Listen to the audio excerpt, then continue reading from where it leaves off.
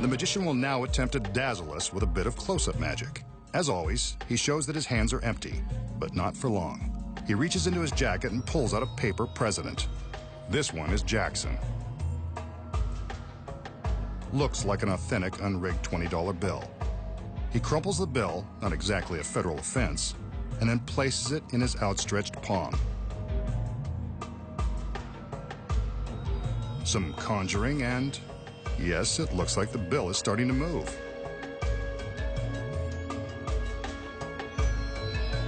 Well, look at that.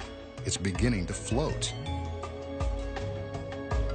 The magician is actually causing the bill to hover in mid-air between his hands. Now with some coaxing, it does a little dance.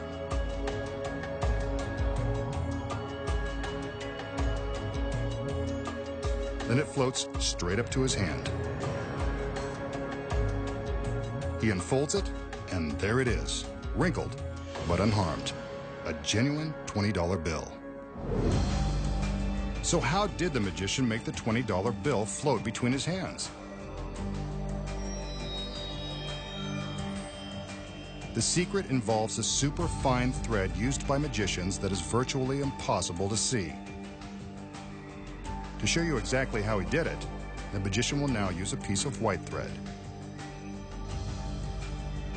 Before the trick began, the magician took an ordinary roll of tape and attached the thread below the collar of his jacket. The thread runs up to the top of his head, and with more of that tape, is affixed to the back of the 20.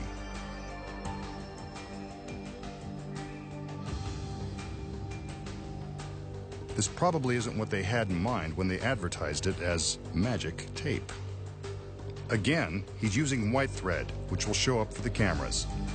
You can see the thread dangling from his head as he crumples the 20.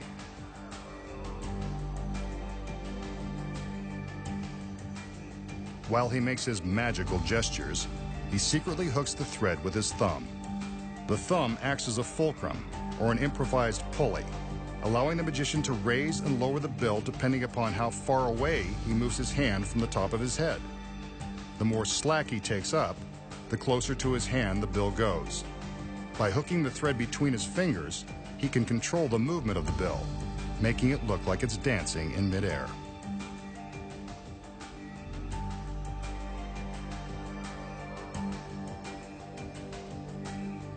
Here's how it looked with the very fine, invisible thread.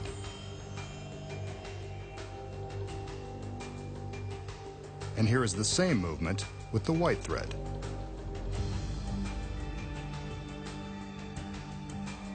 So that's how he makes the bill float. Sometimes it is done with wires.